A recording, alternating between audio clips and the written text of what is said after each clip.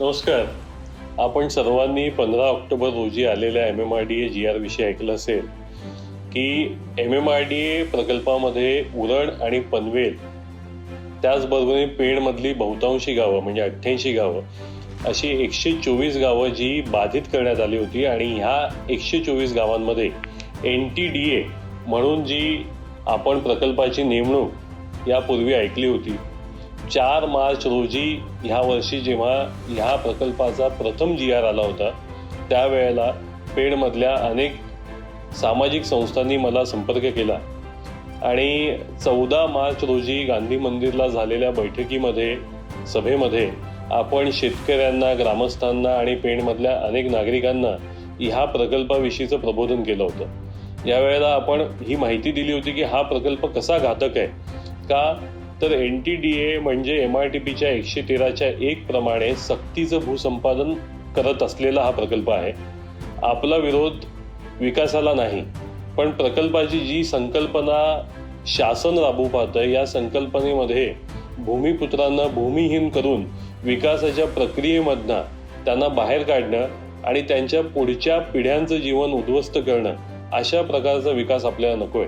आपण यापूर्वी देखील नवी मुंबईमध्ये सिडको मार्फत हे करताना पाहिलं आहे आणि आपल्याला अनेक लढे लढावे लागले. त्यानंतर आपल्याला तुटपुंजे 12.5% प्लॉट मिळाले होते.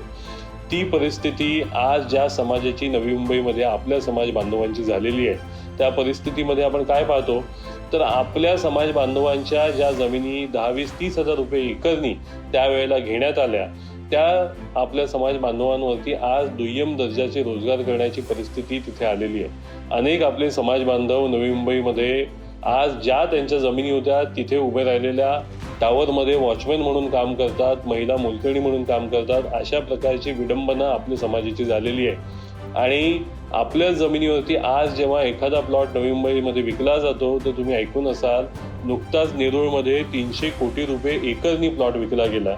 अशा प्रकारचे जे बलाढ्य फायदे आलेले आहेत ते फायदे सर्वस्वी शासनाला, प्रशासनाला या प्रक्रियेमध्ये जे परप्रांतीय विकासक असतात, भांडवलदार असतात त्यांना मिळतात, पण आपल्या समाज बांधवांना मिळत नाही. आपला समाज तिथे दुर्बल झालेला आहे. आपल्याला त्या प्रकारचा विकास पेण आणि ह्या संपूर्ण भागामध्ये MMRDA नुसार जो होण्याची आता चिन्ह दिसत आहेत तो नको आहे आणि त्यालाच आपण सातत्याने विरोध करत होतो. या विरोधाचाच प्रक्रिया म्हणून आपण त्यावेळेला 14 मार्चला घेतलेल्या सभेनंतर आपण तिथे हरकतींचा मसुदा बनवून देण्याची मोहीम सुरू केली होती. या हरकतींचा मसुदा बनवून देण्याच्या मोहिमेमध्ये आपण हरकतींचा मसुदा माझ्या लीगल टीमनी बनवून दिला आणि इथल्या पेणमधल्या अनेक ज्या सामाजिक संस्था आहेत त्याच्यामध्ये विशेष करून नाव घ्यायचं झालं तर संकल्प ग्राम समृद्धी सामाजिक संस्था, महेंद्र ठाकूर साहेब आहेत, राजन जेमसे साहेब आहेत, त्याच्यामध्ये सामाजिक कार्यकर्त्या नंदा म्हात्रे आहेत. अशा अनेक नावं जी त्या दिवसापासून जोडली गेली होती. या सर्वांनीच या विषयामध्ये सहकार्य करून अतिशय मोठ्या संख्येने ग्रामस्थांना, शेतकऱ्यांना एकत्र करून जवळजवळ आपण पेणमधून 18,000हून अधिक हरकती ह्या प्रकल्पासाठी दिल्या होत्या. हा महाराष्ट्रातला हरकतींचा विक्रम आहे आणि हा विक्रम असताना इथल्या joint director of town planning याची दखल देखील घेतली होती की फार मोठ्या प्रमाणात तुम्ही फार कमी वेळामध्ये एवढ्या हरकती पोहोचवल्यात आणि या हरकतींचा जे तुमचा जो प्रकार आहे की ज्या प्रकारे तुम्ही हरकती घेतल्या त्या मसुद्याचं डिटेलिंग पाहता त्यांनी याची स्तुती देखील केली होती. असं सगळे असताना देखील आज जेव्हा आपल्याला ह्या प्रक्रियेमध्ये न्याय मिळण्याची शेतकऱ्यांसाठी अपेक्षा होती असं असताना ह्या पेणच्या, उरणच्या शेतकऱ्यांना अक्षरशः शासनाने फसवलेलं आहे.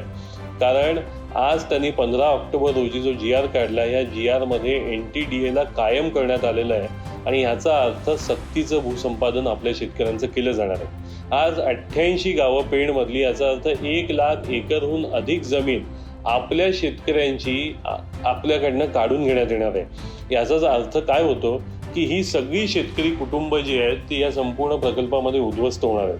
येत्या काळामध्ये आपल्याला विशेष करून ह्या प्रकल्पाचा विरोध करावा लागेल.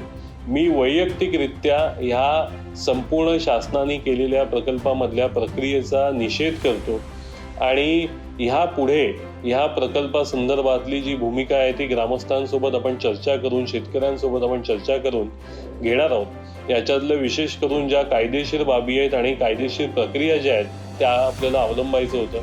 आपण घेतलेल्या हरकतींचा जी आपल्याला अपेक्षा होती की सुनावणी लावली जाईल, आपण अनेक महिने वाट बघत होतो, त्यातली कुठलीही सुनावणी लावली गेली नाही आणि शासनाने कायद्याची पळवाट पाहून सुनावण्या न लावता संपूर्णपणे हा जो GR आहे तो पारित केलेला आहे. हे अतिशय बेकायदेशीर आहे, हे अतिशय चुकीचं आहे आणि ह्या गोष्टीचा आपण जेवढा निषेध करू तेवढा कमी आहे.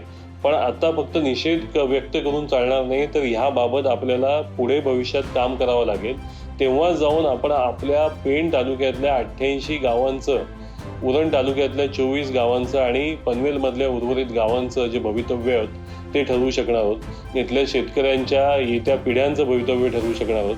त्याच्यामुळे आपण सर्वांनी आता संघटित होण्याची गरज आहे. मी याच्यातल्या कायदेशीर प्रक्रियेचा अभ्यास करून आहे आणि लवकरच आपल्याशी सगळ्यांशी संवाद साधून याबद्दल मी तुम्हाला माहिती देणार आहोत. आपण येत्या काळामध्ये याच्याविषयी जो लढा उभारण्याची गरज आहे त्याच्याबद्दल सविस्तर चर्चा करणार आहोत. पण मला आपल्या सगळ्यांना एकच विनंती करायची की कुठल्याही प्रकारचा संभ्रम न निर्माण करता आपल्याला एकत्र संघटित व्हायचं आहे आणि ह्या प्रकल्पाचा विरोध करायचा आहे. आपला विरोध विकासाला नाही, तर आपला विरोध प्रकल्पाची जी भूमिका शासनाने घेतलेली आहे त्याला विरोध आहे. आमच्या जमिनी आम्ही देणार नाही, ही भूमिका आपली अटळ असणार आहे आणि त्या भूमिकेवरती आपण राहून जे आहोत ते पुढे काम करणार आहोत. विकासाला, आपला विकास आज शेतकऱ्यांना समजतो. शेतकऱ्यांच्या प्रत्येक घरामध्ये आज ग्रॅज्युएट मुलगा आहे आणि तो विकास समजू शकतो, विकासाच्या प्रक्रियेचा भाग बनू शकतो. पण अशा प्रकारचा विकास जो भूमिपुत्रांना भूमिहीन करून संपूर्णपणे प्रक्रियेमधून बाहेर काढून त्यांच्या पुढच्या पिढ्यांचा नाश करणार असेल, असा विकास आम्हाला नकोय. धन्यवाद.